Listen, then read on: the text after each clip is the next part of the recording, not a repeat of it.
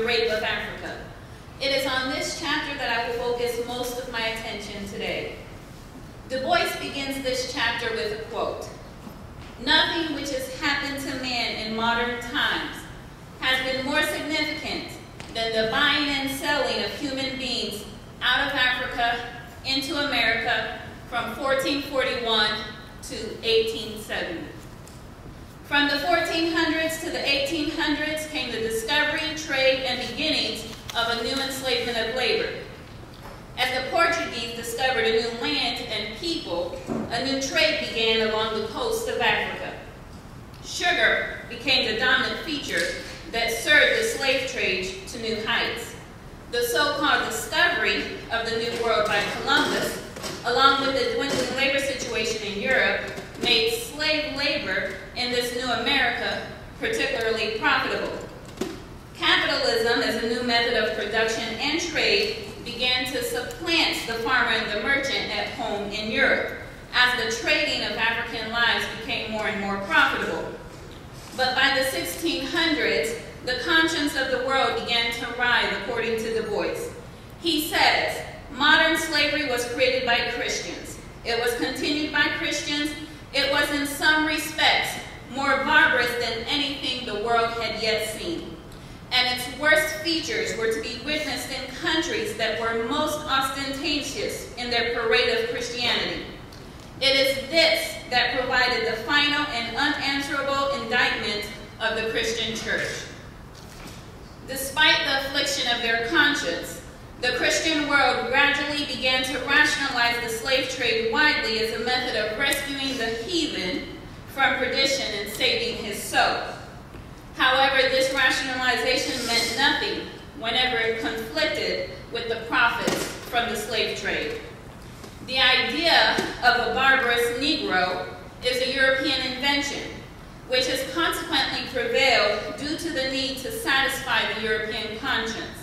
The slave trade was extremely profitable for European nations, and through it, the powerful stock exchange of the British institution was born, along with several other lucrative businesses, such as insurance companies. It is the profits from the slave trade that allowed for the exploration of Africa. It is the need for continued profits that led to its colonization. Investment, however, calls for labor. Cheap labor if profit is going to be high. But that labor was beginning to be conscious and to revolt. Revolts began to occur in Europe, vis-a-vis the peasant wars. Slave revolts occurred in the Caribbean, hence the formation of maroon societies, as well as slave revolts in America. Slave revolts were the beginning of the revolutionary struggle for the uplift of laboring masses in the modern world. They have been minimized in extent because of the propaganda in favor of slavery and the feeling that the knowledge of slave revolts would actually hurt the system. These revolts also show that the docility of Negro slaves in America is a myth. As Europe began to undergo industrial revolution, also made possible by funds derived from the slave trade, the slave trade itself became less and less profitable as investments in land, machines, and materials proved to be a more profitable venture. The result is that the British abolished the slave trade and slavery. Britain now became the champion who fought against the evils of the slave trade. Despite this, Du Bois argues that the British purported the worst legacy of Negro slavery, the doctrine of race superiority and the color line. Du Bois describes the slave trade and Europe's involvement thusly: it was a bitter struggle between good and evil, between fine and noble souls and the conscienceless desire for luxury, power, and indulgence. The forces of evil were continually reinforced by the vast power which slavery and the exploitation of men put into the hands of the betrayers of labor, making them the envy of the earth, until nations became willing to destroy the earth in order to gain it. Suppose that at any point in this descent to hell, right had received help and reinforcement. Suppose that a free America had welcomed a free Haiti into a world that insisted on freedom for Africa and Asia. But no, slavery dominated the Free Republic of the West for half a century, with the slave cotton kingdoms as foundation stone for British manufacturers, while Great Britain seized land and labor in all the dark world. Suppose that England had freed and educated Africa, emancipated India, and joined hands with Japan to uplift China, instead of making ignorance compulsory for the majority of men, even in England, in order to build up the most comfortable and envied aristocracy on earth. Suppose the technique and science of the 19th century had been used to raise the many instead of to enrich the few. A dream? Perhaps. But even an unrealized dream would be better than the present nightmare.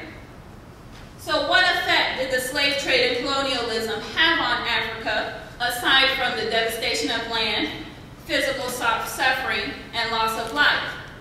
Du Bois points out four main effects. One, further degradation of the Negro people inside the interior of Africa. Two, continued development of African civilization was prevented as cheap European goods pretty much flooded the market, replacing African-made goods. Three, the disruption of the black family, which Du Bois claims is a deliberate disruption and attack on the black family. Four, old religions and traditions disappeared as Christian missionaries began to flood the continent. By the end of the 19th century, Du Bois claims that the degradation of Africa was as complete as human beings could make it. He ends his chapter on the rape of Africa thusly: all that was human in Africa was deemed European or Asiatic. Africa was no integral part of the world because the world which raped it had to pretend that it had not harmed a man, but a thing. Du Bois, in another chapter titled "The Future of Africa," proposes ways in which Africa and her descendants can begin to fight back against this legacy of capitalism. This fight will require sacrifice, a sacrifice Africa and its descendants worldwide have not yet been willing to make. He proposed in 1958 that Africa fights capitalism the only way one can, as its buyers. He says, "You are not hopeless, you are the buyers, and to continue existence as sellers of capital, these great nations, former owners of the world, must sell or face bankruptcy. You are not compelled to buy all they offer now. You can wait. You can starve a while longer rather than sell your great heritage for a mess of Western capitalist pottage. You can not only beat down the price of capital as offered by the united and monopolized Western private capitalists, but at last today you can compare their offers with those of socialist countries like the Soviet Union and China, which, with infinite sacrifice and pouring out of blood and tears, are at last able to offer weak nations needed capital on better terms than the West." He sees the truth in this some odd 54 years ago. Even today, we succumb to our capitalist masters. We sell our souls for the latest brands, money that is never used in the black community. We refuse to make the sacrifice to better our communities, to support black businesses that support us, right, to support black schools. Instead, we sell out, all for that brand new pair of Nike shoes.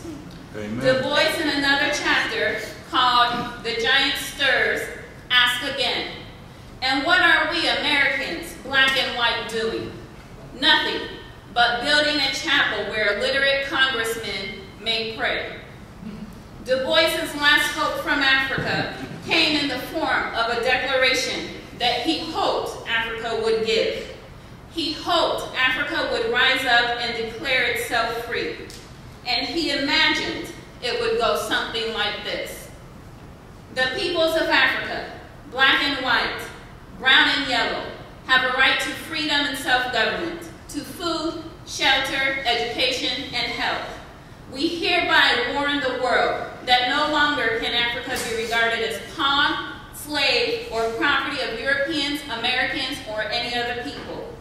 Africa is for the Africans, its land and labor, its natural wealth and resources, its mountain, lakes, river, its culture, and its soul. Hereafter, it will no longer be ruled by might, nor by power, by invading armies, nor police, but by the spirit of all its gods and wisdoms of all its prophets. Men of our races are welcome to Africa, if they obey its laws, seek its interests, and love their neighbors as themselves, doing unto others as they would that others would do to them.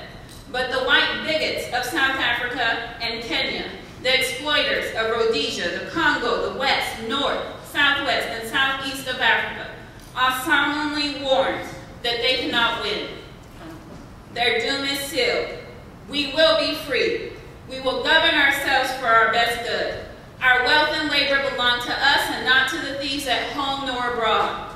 Black Africa welcomes the world as equals, as masters, never.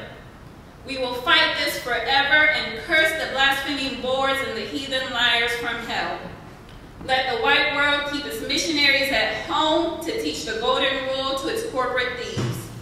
Damn the God of slavery, exploitation, and war. Peace on earth, no more war. The earth of Africa is for its people. Its wealth is for the poor and not the rich. All hail Africa.